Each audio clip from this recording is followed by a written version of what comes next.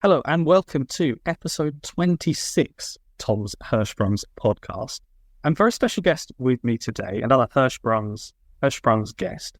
I have Loren with me today, and we're going to talk about your journey through Hirschsprung's and everything you've accomplished, a few operations as well. And we're going to talk about all positive things with that. So welcome, Loren. Welcome to the podcast. Hi. So you're joining us all the way from Germany, I understand. Yes. My mother's American and my father's British, but I was born in Germany and raised in Germany. So yeah. So multilingual. Yes.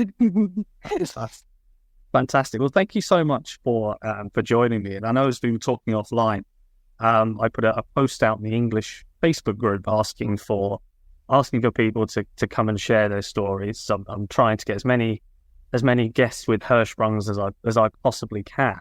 And you were very gracious in responding and said, I'd love to share my story. I'm 20 years old. I'd love to talk about my experience with Hirschsprungs. And again, as we were talking offline just a little bit about your experience, you've got quite the story to tell. And I'll let you tell it. I won't spoil the surprise for everybody.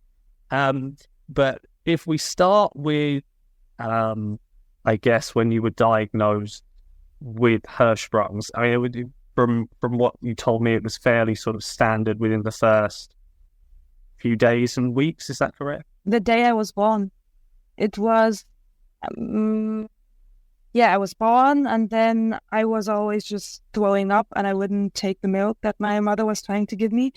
So the doctors just said, okay, we'll take her over to the hospital next door, which is the university hospital, where they can do more tests to see what's going on. And then they quickly realized that it was Hirschsprung's.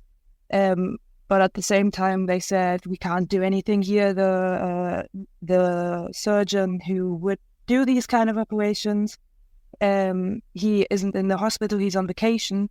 Because I was born in the summer holidays. So they had to send me off to Hanover, which is kind of like 2 hours away. So I was flown to Hanover by a helicopter. And the first day I lived on the 9th of August, they operated on me and gave me my first stoma. And then after that, I had another 4 operations, and the 4th one was then the final one where they took the large intestine out. So again, sort of, I can relate to this a little bit, very similar to my story, where you sort of not diagnosed at one hospital and then have to go to a sort of bigger, larger hospital to be sort of properly, I guess, in inverted commas, diagnosed. So diagnosed with Hirschsprung's sort of very, very, very early on. And those first 4 operations, I know you said to me you've had sort of 14 in total, and had the first 4, I remember obviously very early on. Were the next 10, I guess, sort of fairly spread out, or were they in sort of clumps and clusters? So no, I think it's actually 5 operations. I get confused with the numbers. It's 5 operations when I was a little baby, because I guess it's also because it was all still new. It was 2003. The medicine wasn't as experienced as it is right now. And they just kind of did the first biopsy, but what they do now is go through your whole large intestine and see into where you can spot the ganglion cells again.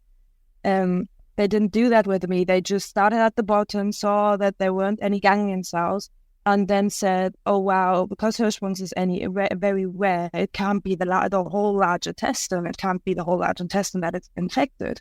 So they kind of just said, okay, then it will only be the small one. And then, like when I was probably 6-7 months, I don't know how old I was, they did the second operation with the goal of taking the part of my large intestine that is affected out.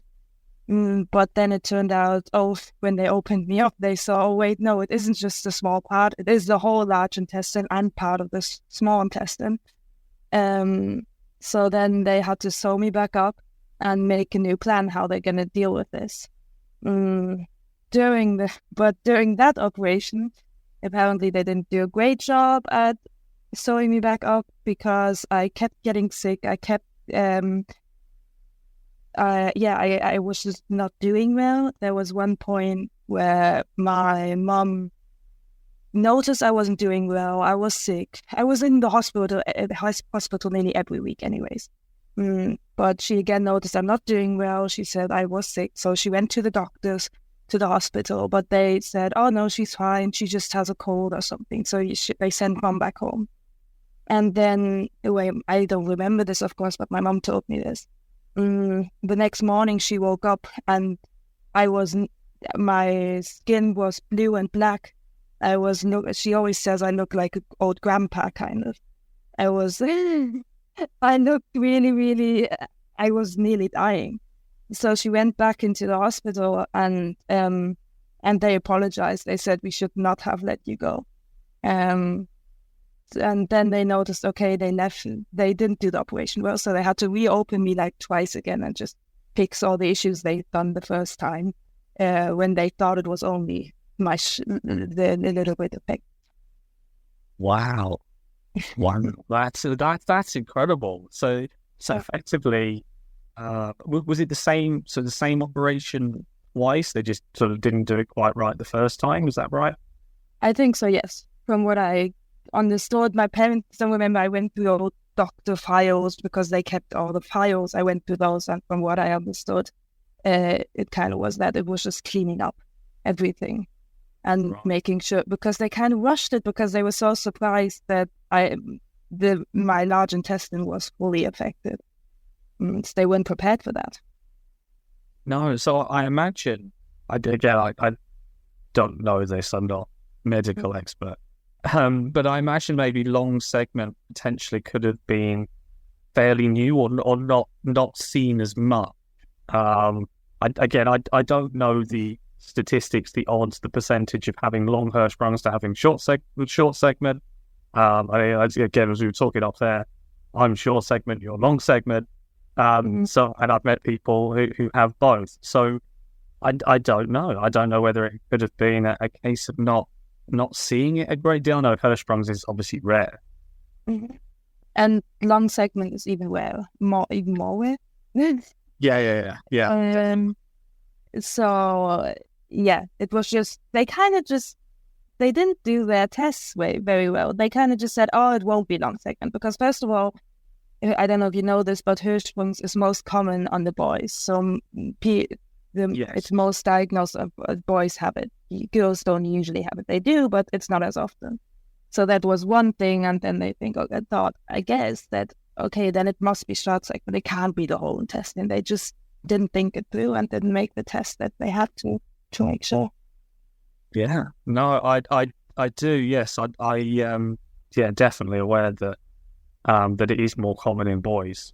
It's obviously a chromosome. I won't go into the whys and the wherefores of how and why and whatever, but it is definitely more common in boys. But in saying that, and just in sort of podcast terms, most of the people I've interviewed with Hirschsprungs have been female. So even though yes, it is more common in boys. If you are listening and you do have a baby girl with Hirschsprungs, or if you are a woman with Hirschsprungs yourself, don't think you're alone in this, because there are, and there's obviously having Loren sitting here with me as well, there are multiple stories of people with Hirschsprungs.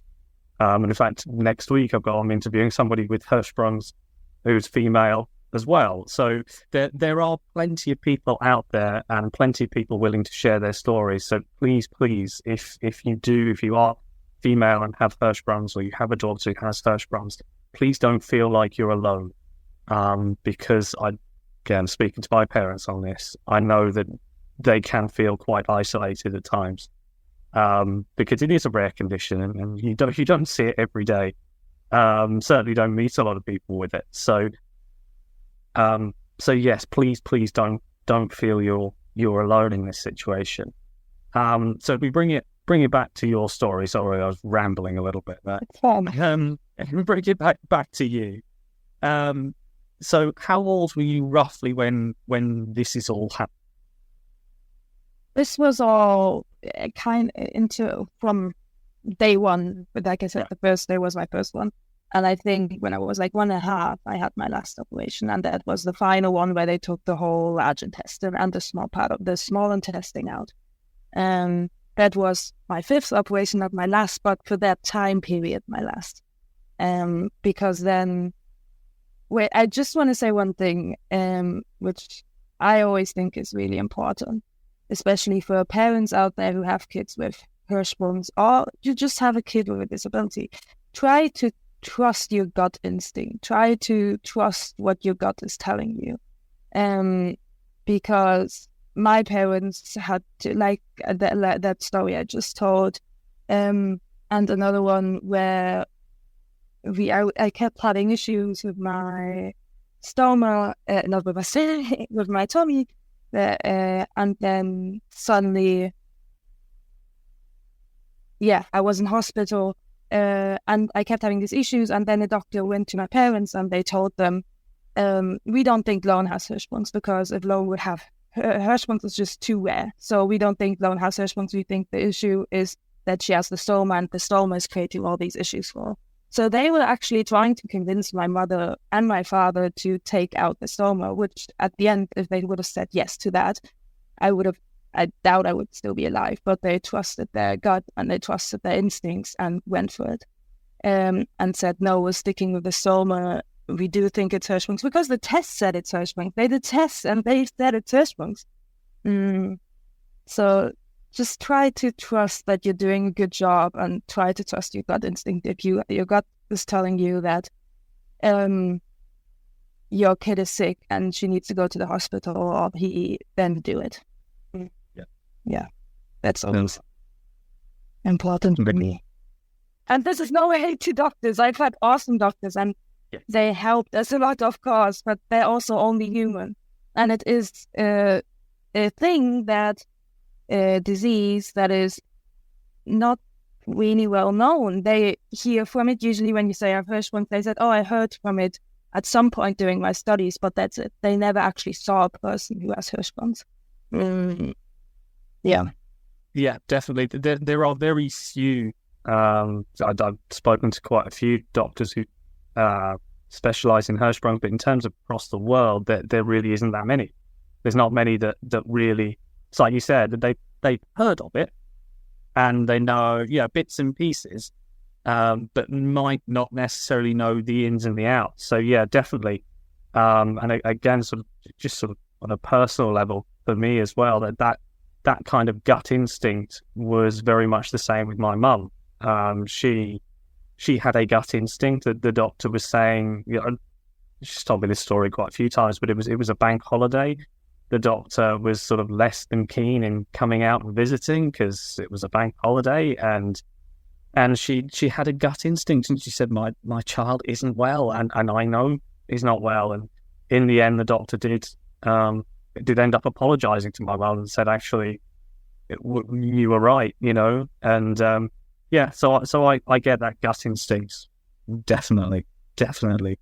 So it was sort of 1.5 years in, of 18 months, give or take, 5 operations down, only the 9 to go. So living with Hirschsprungs, again, you kind of talk about that a lot. Were you, obviously you had the stoma, but able to live sort of very normal, very happy life, just sort of slightly aware that you had a stoma, or how did that go? Okay, no. With the 5th operation, I got my stoma taken out, so I didn't have a stoma. Oh, right. Yes. I have a stoma now, but that's later in time. At the time, I didn't have a stoma anymore, and I started getting better and better, and it went from going every week to the hospital to going maybe twice a month, and then once a month, and it got less and less over time, over years, it got less and less. I remember a time when because for me, going to hospital was normal. It wasn't a bad, horrible thing. The nurses were awesome, and they would play with me, and we would play cards, and I would get lots of attention from my parents. And so I don't remember being in the hospital as a bad time, but just because the nurses made sure I did, because they made sure that I also had nice times there. So I remember when I went less and less to the hospital, I turned to my father and kind of told him, why aren't I going to the hospital anymore? I wasn't there for ages. Can I go back? I want to see the people there. And then my father started laughing because he was like, for me, it was just a normal experience going to the hospital and seeing people there. It wasn't anything abnormal. And I remember missing it. I don't know why, but I did. But yeah, I got used to it. And then it really went to a time when I was like 6, 7, I was fine. I maybe was in the hospital twice a year. And that usually was because I didn't have enough fluid. My stomach couldn't take in enough fluid, so I would have to have an IV for like 3-4 days, and then I would be fine and out of hospital again and back in school. And that was a really nice time. It was Hirschsprung was something I had, but it didn't affect me that much. The first memory I actually have of it affecting me, where I noticed, oh wait, I am different than other people, is because with Hirschsprung, especially when you're young, you have a really, really big tummy. And it kind of looks like a bit at the extended tummy. It looks like you're pregnant, kind of. Yeah. And that went away with it for me. That as I grew, the tummy got smaller, and now it's just normal. But I was playing with a friend on a trampoline. And I was jumping up and down, and I was trying to get a ball from the ground, and I couldn't because my tummy was that big, because it was in the way. And I think that's really the only memory, and the first memory of me really recognizing that I'm different in that way, and really noticing my Hirschsprungs. And the rest of it was just normal. It didn't really, and that's also to do with my parents. They treated us as being normal.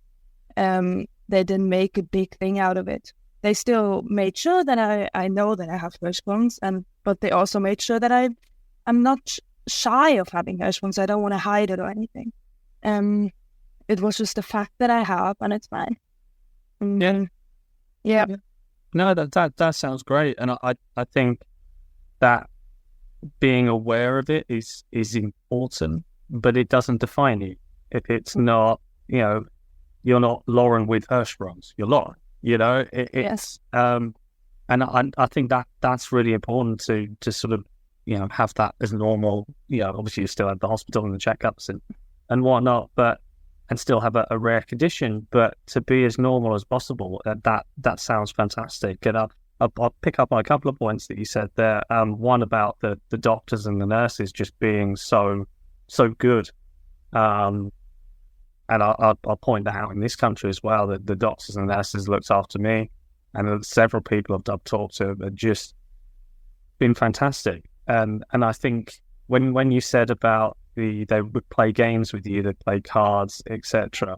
I think that's a really, really important point. That, and again, going back to sort of being normal, and yes, you're in hospital, and you know why you're there, type thing. But it kind of takes your mind off it, and you just go and do normal things. And I think that's fantastic. Yeah, my mother told me about one situation where I understand what the doctor means, and in some case it makes sense. But my mom and I think it was right after my fifth operation, something like that. And all of this was going on, and I was still kept getting sick. It was getting better, but still, it was a lot for my parents to handle. And she was at my normal doctor here in the village, talking to him, and she was crying and saying, it's just so difficult. And the doctor said, you need to listen up. This condition that your daughter has, she will conceive it the way you conceive it. If you see it as a negative thing and always complain about it, she will start to see it as a negative thing and always be unhappy about it. But if you treat it as being normal, and if you try to act normal around it, she will see it as normal. And mom kind of said that was the moment she stopped complaining about it in front of me about my disease, because what he was saying was right. It is how you perceive the disease. The parents perceive the disease. Yeah. The kids will perceive the disease. They will look at how other people see it, and then, that's how they learn. That's so true. Yeah, no, I see that in a lot of people. It ends up being or can end up being a self-fulfilling prophecy a little bit. If you constantly think, oh, this is going to happen and that's going to happen and I'm going to be really ill, and then then it sort of spirals and whatnot. So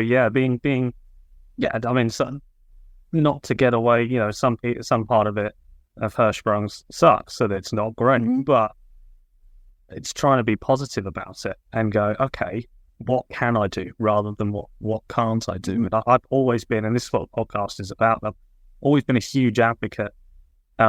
Whether it's in the podcast or whether in my teaching career that I had, things like that, it was all about, okay, what can we do? What can you do? Rather than, oh, I can't do this and I can't do that, and et cetera, et cetera. So no, that's a really important point. So thank you very much for sharing that. So if we move on as well towards something that you mentioned to me called polyneuropathy. Which I did a little bit of research in, and I sort of got a little bit from the word poly, obviously meaning, a lot, and neuron obviously being brain led, and it sort of damaged nerves, damaged peripheral nerves. So was that something that was associated with the Hirschsprungs, or was that just bad luck? The thing is, that's interesting. It has nothing to do with Hirschsprungs, but it's I think, do you know Guillain-Barré syndrome? Not heard of it. Could you give us a little explanation on it? I can try. Okay. Guillain-Barré syndrome is where your nerves, I think, they start getting damaged or they stop to work. I don't know the scientific. No, it's when your body starts attacking your nerves. They think, like, when you have an infection, your body attacks the infection, so it goes away. So, and the body suddenly misinterprets certain part of your nerves as being an infection, and they start attacking it. And then they get damaged. And I think when I was around 13 to 14, I started not being able to pick my feet up like this. I can't. It's a podcast. I don't know how to. No, we can explain it. So not able to flex your toes towards your leg, that kind of thing. Yeah, exactly. Yeah, I could walk, but I would kind of just go on the ground pretty much. So I wouldn't pick really my feet up because you have to move your ankle, and I couldn't do that movement in your ankle to go up. And maybe that's the best explanation. We haven't got a video yet. It'll come soon. And I remember, because I didn't notice it, because that's something that gradually happened. But I remember mom noticing it, and she told me, "No, and stop being lazy. Pick your feet up," because she thought I was being lazy and didn't want to pick my feet up, which is, I think, the normal reaction you would have when your kid does that. And I didn't get what she meant, and I was like, "What do you mean?" And then I started walking weirdly. I don't know, but the point where they noticed something was weird is when I would also do that in soccer, because my soccer coach started telling my parents, "She's not picking her feet up, she's running weirdly." And then they went to the hospital and they found out it was Guillain-Barré syndrome, which I am lucky about finding out, because Guillain-Barré syndrome is something that can get worse and worse. And at the end, you may end up in a wheelchair and you can't move your legs at all anymore if you don't catch it right away. And luckily they caught it, and they were able to fix it, I guess. And I was fine again. But like 2 years after that, my feet started deforming, which meant that my muscles started getting weak in certain parts of my feet. And my feet then started going into this deformation because of the weakness of my muscle. Because if your muscles aren't used the same everywhere, everything shortens, and then and that then slowly created pain, and we went to hospitals. They couldn't figure out why I was having this much pain. One doctor kept putting me in. There are these shoes. If your toe is operated on, you can wear these shoes where you don't put any weight on your toe, because I had the issues with my toes. My toes would hurt really much.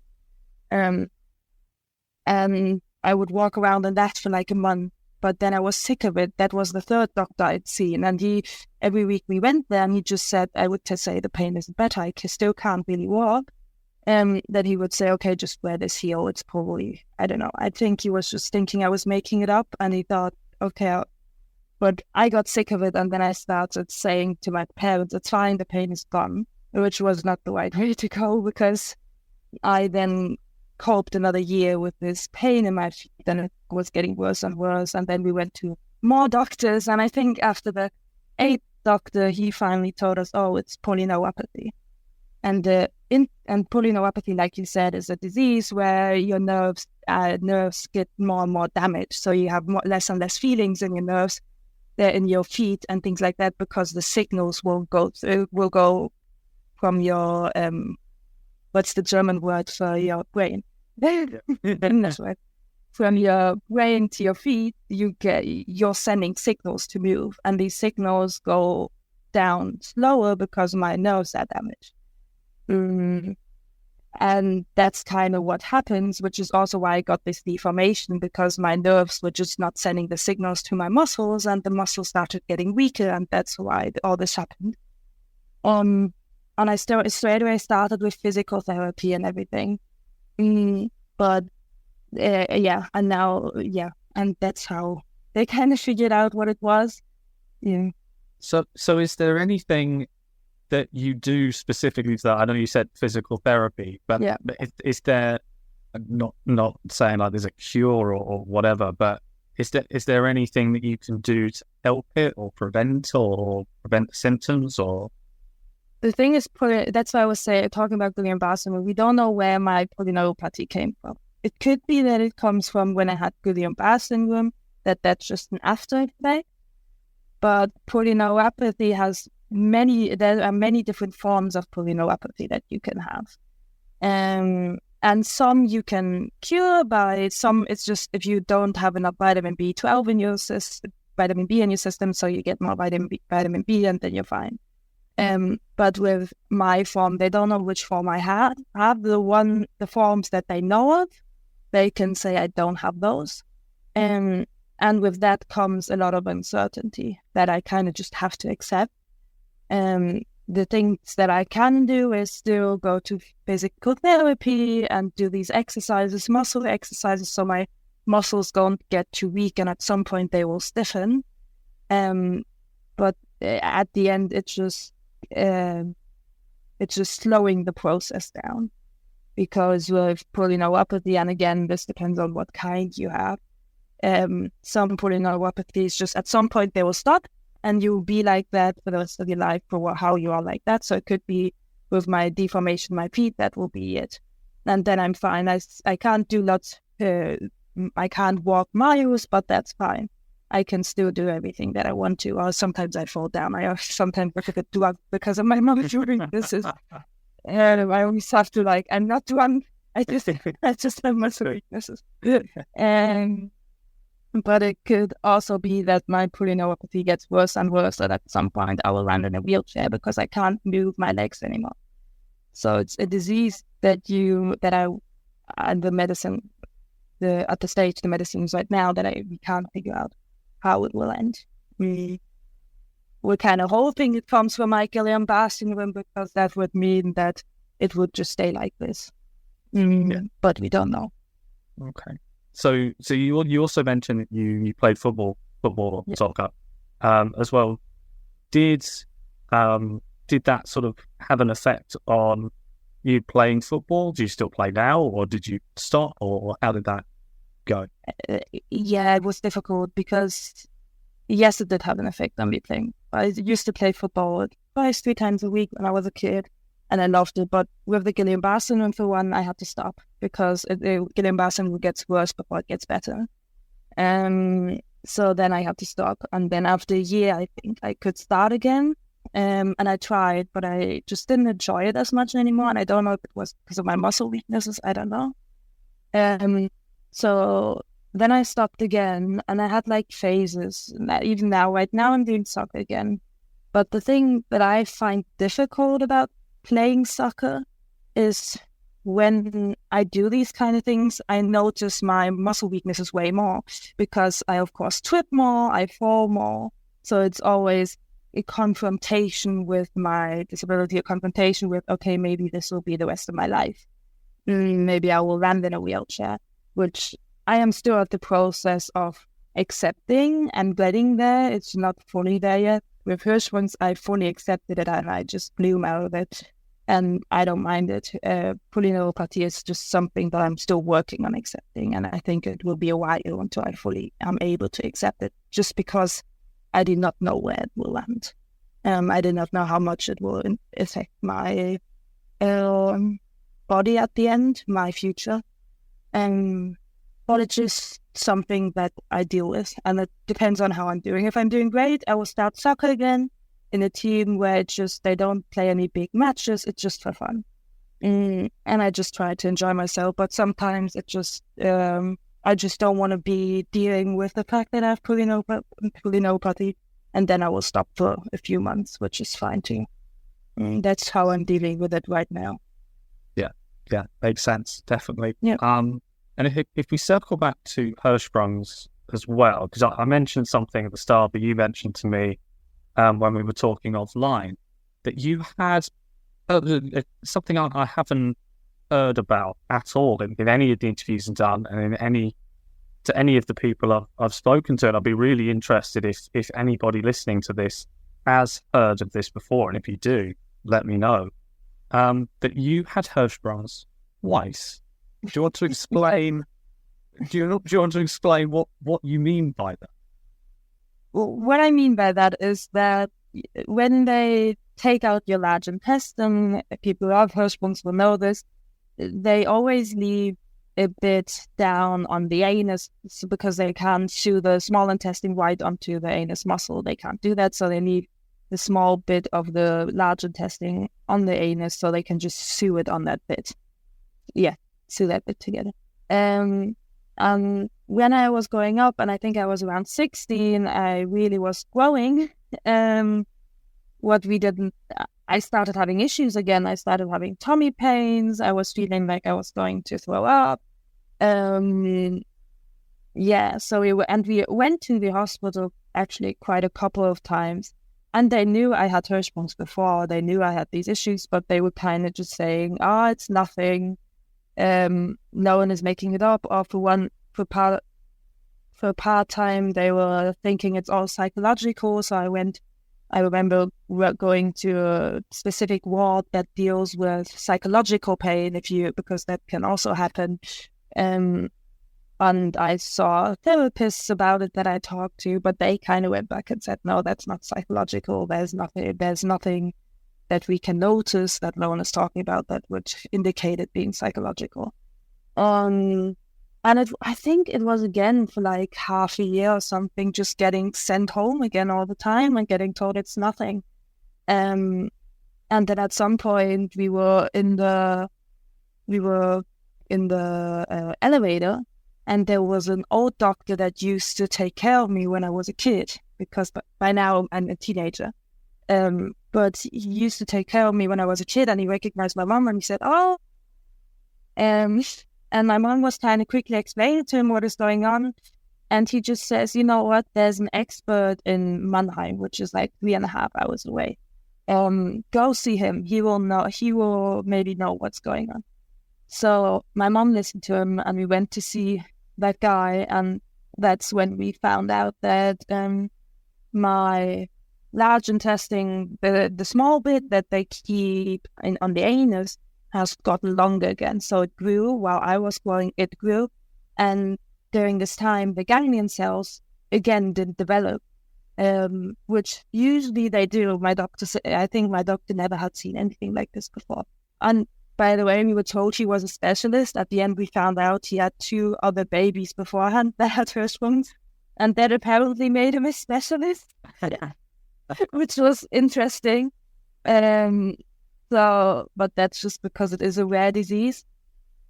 But yeah, the small bit got longer again, and I started having then the symptoms that you would get when you have short segment Hirschsprungs. It depends on, of course, how long the short segment is, but I would still be able to eat. I would just feel very, very ill or sometimes throw up. But in general, I would still cope, I guess. I don't know. So that's why I always kind of say I had Hirschsprungs twice. I had the long segment and the short segment because that's kind of what happens. Yeah, something I've never heard of.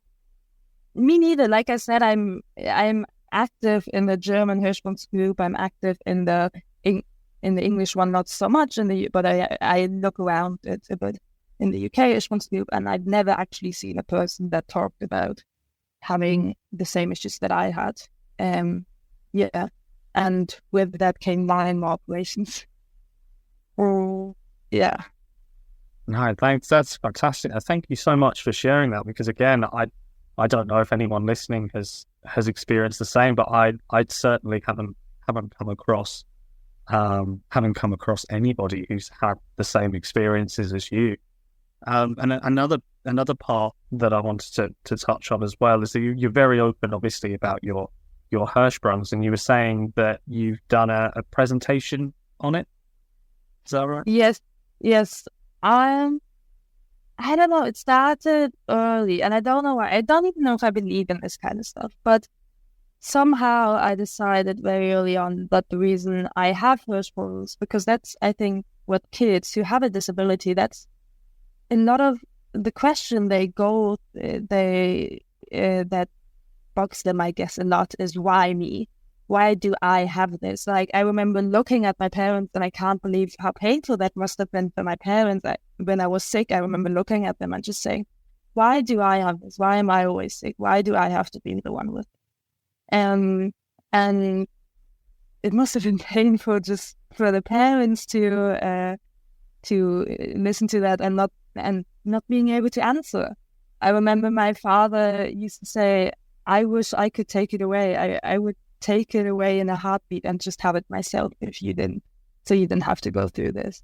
And for some reason, when I was a kid, I at some point just answered the question with, okay, because I will be the one who talks about it more, who helps other people with it. I will use this and try to help other people with it by writing in the Facebook groups or by getting more awareness out there. And that's why I love this podcast, because a thing that has bugged me for a while with Hirschsprungs is and I would Google this all the time, I would Google Hirschsprungs, and you can see all these information articles about what is Hirschsprungs, but you don't actually see any people who have Hirschsprungs. You don't see a personality behind that. You don't see a person who will actually tell you, hey, I have that too, and I live like this. It's just all the formal stuff you see.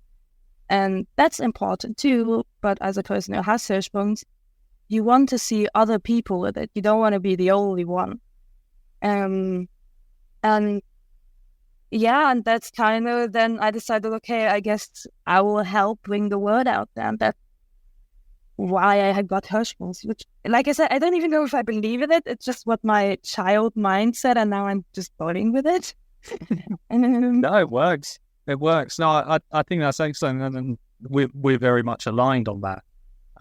In trying to raise awareness, and again, it kind of circling back to what we said at the start about people feeling alone, and that now, I mean, what's this podcast been going 26 episodes as of today, and 15, I believe, with Hirschsprungs, and there's another couple coming up in a couple of weeks with Hirschsprungs as well, to show that there are loads of people, and they do loads of different things, and it shouldn't be a case of, oh, I have Hirschsprungs, I can't do this and I can't do that. I mean, there's several people I have interviewed, and several people that I would like to interview. There's a a guy called Michael Valentin, who I've had a few chats with, and he has Hirschsprungs. He's a professional boxer.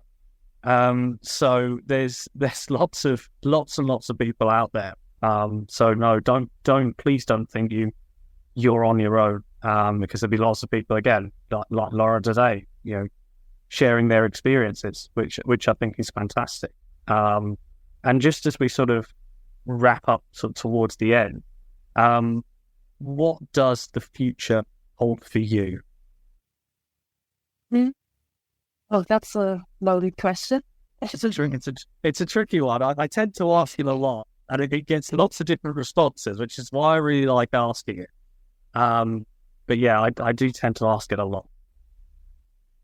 What does the future hold? I have no idea. In terms of, so I'll specify it slightly. So in terms of, let's say, like Hirschsprung's advocacy, what would you like to see, let's say, in the Hirschsprung's community? Obviously more awareness, but what would you like to see in that? Okay, yes, that helps me. Well, for one thing, this podcast, like I already said, it's great. I also wrote that. It made me really happy seeing it, because even when I Googled Hirschsprungs or when I would look on YouTube, I never actually saw this podcast. So it was only when you posted in the group, I noticed, oh, this podcast that exists. And I do Google Hirschsprungs a lot because I'm still kind of this little girl that's trying to look for people who has it or not. So I do it a lot. So I think this is a great step towards it. And one thing that would be awesome is a person on TV that either deals with Hirschsprung, just in a sense, like a TV show, a movie, things like that, a movie that you can watch, or a cartoon movie where that person just has Hirschsprungs, and it doesn't have to be about Hirschsprungs, this movie, but it just has Hirschsprungs, but it's fine. I think I would have loved something like that, because you do feel kind of alone with it. And it's not very represented out there. And I guess stuff like that. Yeah. Yeah, no, definitely. And there's 2 points I want to make on that. As we're recording here, I think it was last week or might have been the week before. I know this isn't strictly Hirschsprungs, but Lego have released, I don't know if you've seen, Lego have released a character or multiple characters with stoma bags. So there's sort of like a stoma, and I think I just sort of saw it on Instagram and whatnot, and I think that's only been sort of maybe 2 or 3 weeks. So they're starting to release figures with stoma bags. So I know it's not strictly Hirschsprungs, but it's in a similar ballpark. And just on telly as well, there was somebody sent something to me, I think this was about 6 weeks ago, give or take, that Hirschsprungs was mentioned on Grey's Anatomy. There was somebody. Yes, I saw. Somebody who had, I mean, it might have been longer than 6 weeks ago. I don't think the person had it. I think they just mentioned that it could be there. I think it was just mentioned. Yes, that was right. You're right. Yes, you're right. It's but getting a mention out there, which is all important. But I think you're right. There are celebrities that have Hirschsprungs, so I sort of go through who they are and mention who they are and whatnot here. And I have contacted a couple of them to see if they want to come on the podcast as well. And I've had some very nice responses. So maybe, fingers crossed, we'll have a couple of those in the future. But I won't disclose who they are here, just in case they don't want me to. But yes, so celebrities coming out, we do have the condition and advocating for it. There are plenty of charities that do great work. I know a few weeks ago, obviously had Liz Crawford on here, who's part of Reach in Canada and America, and Carla as well, Melissa running the Facebook group. So there's plenty of groups out there, but you're right, they are tricky to find.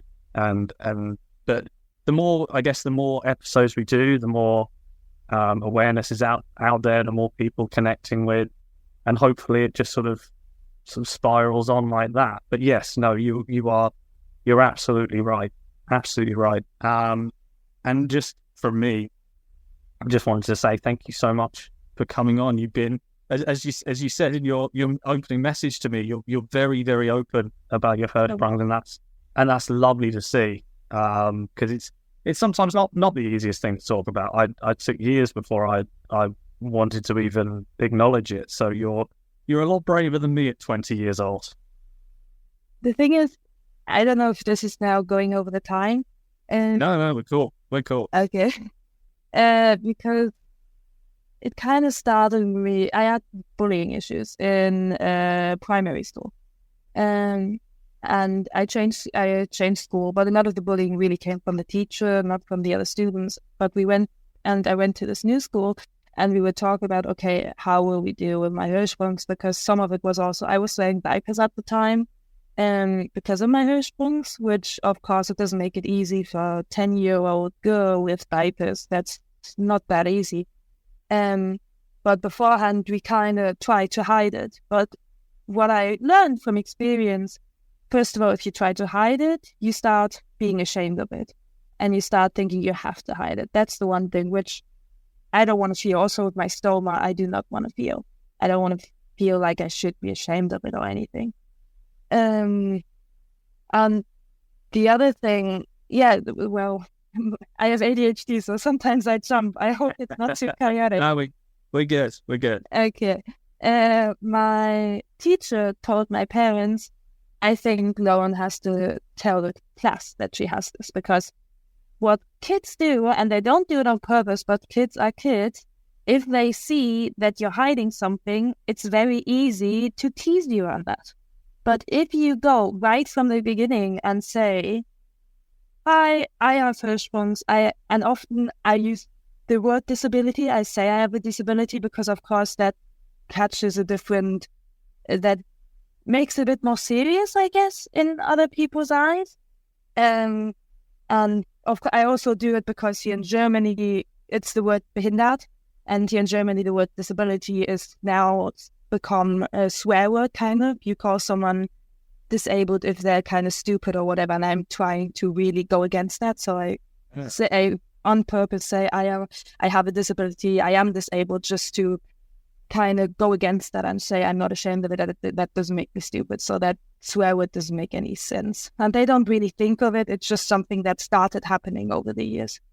But yeah, I went in front of the class and I told them, and it went great, because it wasn't a weakness, because they noticed that they can't tease me on it because I've already been open. There's nothing to find out about it, because I went straight away and said, I have Hirschsprung, but that is a disability. Because of it, I wear a diaper. Just so you know. And because I did that, how can you tease then someone about something if they've been so open about it? Yeah, you own it in that sense. Exactly. And even if they teased you, if you teach your child to not be ashamed of it, even if they try to tease you, it won't hurt that much, because it's what you are. It is what you have. Unless if you try to hurt it, it is more of a vulnerable. If you try to hide it, it's more of a vulnerable subject, and it will hurt way, way more. Because you are taught to hide it, and then something is discovered that what you have been taught to hide. So that's even worse. It gets worse and worse. I mean, so usually what I tend to tell parents when I talk to them over the Facebook groups is two things, which kind of came out through this podcast. The one is, try to teach your child to be proud of it and not to hide it. Don't try to hide it in front of other kids. Don't tell your child not to tell them or whatever. If your child decides not to, it's their decision, of course, but try to motivate your child to talk about it openly, because there's so much positivity that comes out of that. And that's the one thing that I try to say. And the second thing is, by the time when your child starts to 10, 11, starts to understand, that's usually 9, 10, 11, that's usually the age. Before that, it's normal having a Hirschsprung. But in that age, you notice, okay, I'm a bit different than other people because I have this, or I have tummy aches more, or I'm more sick. That's the age where you start to notice that you're a bit different. And the in that age, try to find someone else in the same age as your child that also has Hirschsprungs. And back then it was impossible. Like there wasn't something like Facebook or whatever. And it is still difficult nowadays, but you can reach out to Facebook. And if you send a post and see, hey, my kid is 9, is there anyone else who has Hirschsprungs? Maybe we could set up a play date. And then just see if it works, because that's what my parents did with me when I was 13, 14, 15, a bit older. And I didn't even know I needed that. But I went to England because my parents posted in the English group, we're going to England. Are there any people out there who have Hirschsprungs in the same age as Loren? And then I met 2 guys, Jack and Ed. They were awesome. Like we talked, we just went, we didn't even go anywhere and said, we will sit down and just talk about Hirschsprungs. That wasn't the goal. We went actually to an attraction park. Me and Jack went to an attraction park and just played there. And during that, we suddenly started talking about our issues. Where I can't say what he was talking about, but I was talking about how I still wear diapers and how I sometimes poo my bed at age 13, and that's embarrassing. And it just gave me a feeling of understanding. Just everyone knew what we are going through. Everyone knew what was happening. And the same thing with Ed. With Jack, I'm not in contact with anymore, but me and Ed still are in contact over Snapchat. And every time I meet him, I don't know I need it, but every time I meet him, it is so refreshing to just hear that he has the same issues. It's just so refreshing to hear, to have a person right next to you and talk about the same issues that you have, or just a person that will understand it, because at some point they had those thoughts too. Yeah. So it's really, those 2 things I think are really important, if it's possible. Yeah. No, they're 2 incredibly important points, and I think that's a fantastic way to finish on. So thank you so much for sharing your story and sharing all of your insights. And I wish you all the luck in the future. Thank you for having me. Thank you for listening to the podcast. Find us on Instagram at Toms_Hirschsprungs_podcast. Listen to previous episodes on Spotify by searching Tom's Hirschsprungs Podcast.